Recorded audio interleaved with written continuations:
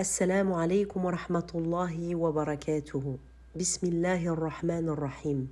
ربي اشرح لي صدري ويسر لي أمري واحلل عقدة من لساني يفقهوا قولي.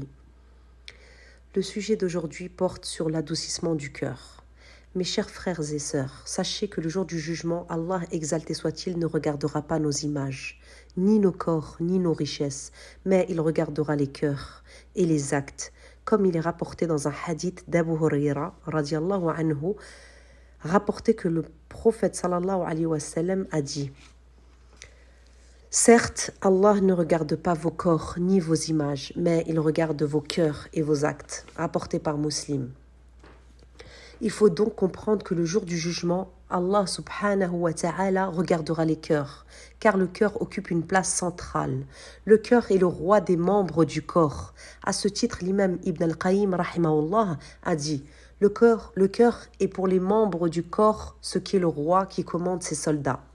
Si le roi est bon, les soldats seront bons. Si le roi est mauvais, les soldats seront mauvais. An-Nu'man ibn Bashir radiallahu anhu rapporte: j'ai entendu le message d'Allah sallallahu alayhi wa sallam dire: sachez que dans le corps humain il y a une bouchée de viande. Quand cette bouchée est bonne, tout le corps est bon, et quand elle est mauvaise, tout le corps le devient. Sachez que cette bouchée est le cœur, rapporté par Bukhari et Muslim. Celui qui se présentera à Allah avec un cœur saint aura tout gagné, le jour où ni les biens ni les enfants ne seront d'aucune utilité. Il incombe à chacun d'entre nous de se soucier avant tout de la purification de son cœur. On se doit de connaître les maladies du cœur et de les soigner, afin de nous présenter le jour du jugement d'Allah Azza wa Jal avec un cœur saint. À ce titre, Allah Azza wa Jal a dit dans Surat Ash-Shu'ara, Surat 26, versets 88 et 89. Le jour où ni les biens ni les enfants ne seront d'aucune utilité. Iblis le maudit, l'ennemi d'Allah Azza wa Jal, a connu l'importance et la place qu'occupe le cœur. Iblis a donc rassemblé sa cavalerie et son infanterie afin d'attaquer les cœurs. Il attaque les cœurs, tantôt les cœurs par ses mauvaises suggestions, tantôt par les passions et tantôt par les ambiguïtés. Pour corrompre les cœurs, Iblis embellit les actes qui éloignent du chemin d'Allah Azza wa Jal, et il a placé de nombreux pièges sur le chemin des serviteurs afin de les faire dévier du chemin du Tout-Puissant. C'est ainsi que les cœurs ont changé, qu'ils se sont détournés d'Allah et que les gens se sont divisés en 3 catégories. Première catégorie, celle de ceux qui ont un cœur saint, qui recherchent l'agrément d'Allah. Deuxième catégorie, ceux qui ont un cœur malade, qui sont dans un combat permanent avec leur ego et le diable. Troisième catégorie, ceux qui ont un cœur mort et ils se sont coupés d'Allah et de son adoration. Il faut savoir que la foi augmente et diminue. Elle augmente par les bonnes actions et diminue par les péchés. Il faut aussi savoir que l'augmentation et la diminution de la foi ont un effet direct sur le cœur. Plus la foi augmente, plus le cœur s'adoucit. Et plus la foi diminue, plus la maladie du cœur augmente. Plus la personne s'éloigne d'Allah Azza wa Jal. Et par conséquent, son cœur devient plus dur. Lorsque le cœur s'adoucit pour Allah Azza wa Jal, qu'il devient sensible, qu'il s'ouvre pour Allah Azza wa Jal et qu'il s'éloigne de la dureté, son auteur devient l'un des premiers à faire le bien. Celui qui a un cœur doux est réceptif face au rappel et met en pratique ce qu'il apprend. Lorsque le cœur s'adoucit pour Allah Azza wa Jal, la personne s'éloigne naturellement des péchés. Pour savoir si on a un cœur adouci ou un cœur dur, il faut regarder les signes. Parmi ces signes, le fait de ne pas éprouver de lassitude à évoquer Allah Azza wa Jal, car l'évocation d'Allah Azza wa Jal apaise les cœurs. Allah dit dans Surat Ar-Ra'd, Surat 13, verset 28, « Ceux qui ont cru et dont les cœurs se tranquillisent à l'évocation de Dieu, n'est-ce point par l'évocation de Dieu que se tranquillisent les cœurs? Le cœur a un besoin que seule l'évocation, le dhikr, peut combler. Un homme dit à Al-Hassan al-Basri, rahimahullah, « Ô Abu Sa'id, je me plains de la dureté de mon cœur. » Al-Hassan lui dit, « Attendris-le par l'évocation d'Allah. » Et parmi les signes qui prouvent qu'un cœur est adouci, il y a le fait d'oublier les soucis de ce bas monde. Quand on entre en prière, la prière est pour celui qui a un cœur sain, un apaisement, un repos, la prunelle de ses yeux, la joie de son cœur. Malheureusement, certains d'entre nous continuent à penser à ce bas monde quand ils rentrent en prière, alors qu'ils devraient oublier ce bas monde et ne penser qu'à Allah Azza wa Jal. Si aujourd'hui on pense à la dunya dans notre prière, c'est parce que nos cœurs ont durci. Le signe suivant montrant l'attendrissement d'un cœur est le fait de ressentir de la tristesse quand on ne fait pas les adorations qu'on fait habituellement. Si quelqu'un a un programme de lecture de Coran, de dhikr ou toute autre adoration et qu'elle ne le suit pas pendant une journée, cette personne ne se sent plus triste que celle qui a perdu son argent.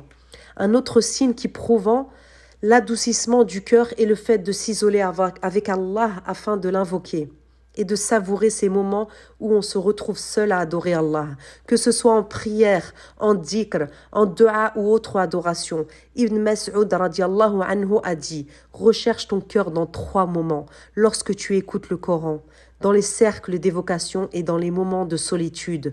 Si tu ne le trouves pas, dans ces 3 moments, demande à Allah qu'il t'accorde un cœur, car tu n'en possèdes pas. » Le fait d'avoir un cœur adouci est le plus grand bienfait que l'on puisse avoir sur terre, et que celui qui a le cœur dur sache qu'il est menacé du châtiment d'Allah, qu'Allah nous en préserve. Allah a dit dans Surat Az-Zumar, Surat 39, verset 22, « Malheur, malheur donc à ceux dont les cœurs sont endurcis contre le rappel de Dieu. Pour cette raison, le croyant a toujours comme souci l'attendrissement de son cœur. Pour ce qui est des causes qui attendrissent le cœur, on a la foi en Allah Azza wa Jal, qui est la plus grande cause d'adoucissement du cœur. Le fait de savoir qui est Allah Azza wa Jal, de connaître ses noms et ses attributs. Le fait de connaître ses noms et ses attributs attendrit le cœur du musulman. Et celui dont le cœur est attendri à l'écoute d'un verset ou d'un hadith, il sera réceptif et obéissant. Et il implorera le pardon d'Allah. Allah a dit dans Surat Al-Baqarah, Surat 2, verset 285, « Nous avons entendu et obéi. Seigneur, nous implorons ton pardon. C'est à toi que sera le retour. » Une autre cause qui attendrit le cœur est la méditation du livre d'Allah et de ses signes. À ce propos, Allah Azza wa Jal a dit dans Surat Muhammad, Surat 47, verset 24, « Ne médite-t-il pas sur le Coran ou y a-t-il des cadenas sur leur cœur ?» Subhanallah, ne médite-t-il pas sur le Coran ou y a-t-il des cadenas sur leur cœur?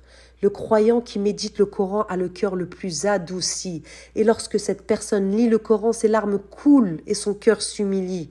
Allah a dit dans Surat Az-Zumar, Surat 39, verset 23, « Dieu a fait descendre le plus beau des récits, un livre dont certains versets se ressemblent et se répètent. Les peaux de ceux qui redoutent leur Seigneur frissonnent à l'entendre, puis leur peau et leur cœur s'apaisent au rappel de Dieu. Voilà le livre, voilà le guide de Dieu par lequel il guide qui il veut, mais quiconque Dieu égare n'a point de guide. » Il nous incombe également de penser à la vie après la mort, au jour du jugement, de penser au paradis et ses délices, ainsi qu'à l'enfer, qu'Allah nous en préserve.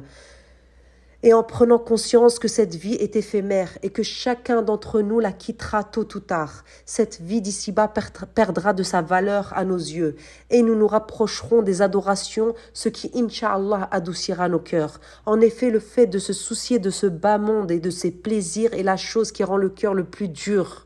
Car cette vie nous plonge dans le souci de l'apparence et nous écarte des soucis du cœur. Et malheureusement, nous sommes trop nombreux à avoir tout misé sur l'apparence en délaissant le plus important, à savoir le cœur. Le fait donc de penser à la vie après la mort attendrit le cœur après qu'il est durci. Le jour du jugement a été appelé dans le Coran le jour du regret. Allah a dit dans Surat Maryam, Surat 19, verset 39, « Et avertis-les du jour du regret, quand tout sera réglé, alors qu'ils sont dans ce monde inattentif et qu'ils ne croient pas. » Le jour du jugement sera un jour effrayant. Il s'agit du jour où les regards se figeront et où les enfants auront des cheveux blancs. Allah a dit dans Surat Al-Muzammil, Surat 73, verset 17, « Un jour qui rendra les enfants comme des vieillards aux cheveux blancs. » Ce jour est tellement effrayant que même l'enfant qui n'a pas de péché et dont la plume est levée aura les cheveux blancs. Qu'en sera-t-il de nous qui avons noirci nos registres de par la multitude de nos péchés? Il s'agit du jour terrible et catastrophique, le jour où toute nourrice oubliera ce qu'elle allaitait, du jour où les gens se comporteront comme s'ils étaient ivres alors qu'ils ne le sont pas. Allah a dit dans Surat Abasa, Surat 80, versets 34 à 37, le jour où l'homme s'enfuira de son frère, de sa mère, de son père, de sa campagne et de ses enfants, car chacun d'eux